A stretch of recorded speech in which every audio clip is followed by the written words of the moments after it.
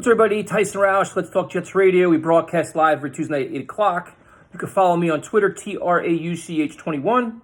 We appreciate everybody interacting with us and leaving feedback on these videos. Some good, some bad, but we appreciate it nonetheless. This video is about the wide receiver group, which was a group that we wanted to see upgraded throughout this offseason. And it's been interesting because Robbie Anderson leaves and people are like, no big deal. You bring in Perryman, and Perryman's like, we can replace, Robbie with Perryman. They just drafted Denzel Mims, who's an excellent talent, but he's a rookie, so you got to kind of keep your expectations tempered there. You have Jamison Crowder, who's a vet, a proven pro. Vincent Smith, Josh Bellamy, Braxton Berrios, Josh Doxson. A lot of moving parts here, but you're trying to figure out who are the guys that will keep the defense honest. Is there any game-breaking talent? What will free up the running game? If they stack the box, who are guys that can beat you? And the Jets have a lot of speed, but these guys have got to be consistent, consistent route runners and consistent with catching the ball. Like one of the biggest arguments, on Twitter lately is, you guys keep discounting the talent we have. I'm not sure if we're discounting the talent we have. We just haven't seen enough from that talent.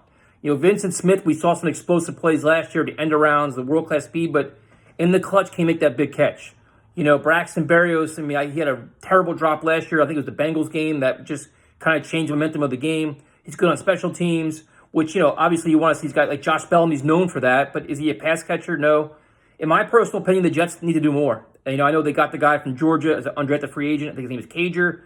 But to me, I'd make another move. Whether it's trade for Curtis Samuel or be creative, I would do more for Sam. The offensive line, I think, has been upgraded enough to keep him upright. You can maybe establish the run, but now it's add another pass catcher. In the draft process, I was a little disappointed with this deep draft class. We only added one guy in Mims, and obviously the undrafted free agent, but I kind of wish we did a little bit more because I think it's just you want to improve by numbers. Perryman to me is just he's I don't know, he's a speed guy, but he has a lot to prove. I don't really buy into what he did at Tampa Bay with that wheel and deal offense, the ball flying around. So to me, I have a little bit of concern there.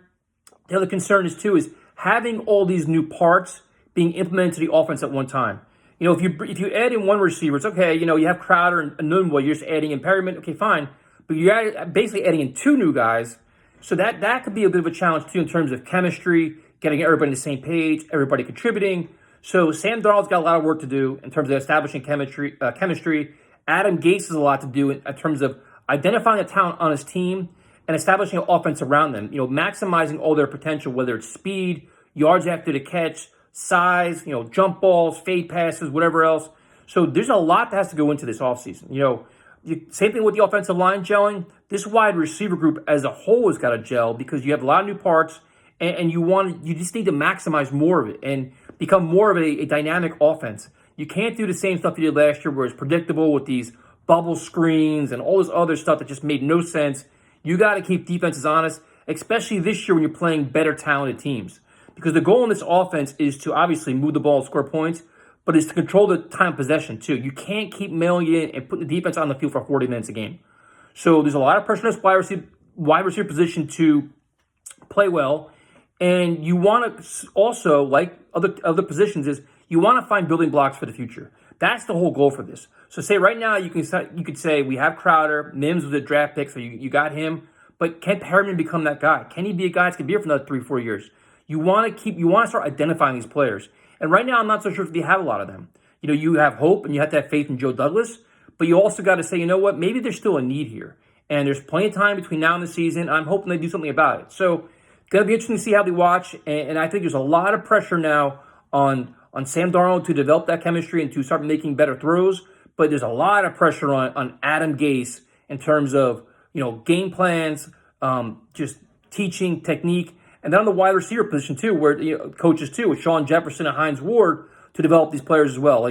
We expect a lot out of these guys. We got to understand there's a lot of change and a lot of development that has to happen in a short period of time. So while we could be excited, we got to be kind of keep it all realistic, too, is saying, listen, we need a lot of things to go in our favor to maximize this output early on in the season when there's still a lot riding. So we'll see what happens. Like I said, sign somebody else, Joe, please. And I'll talk to you guys later.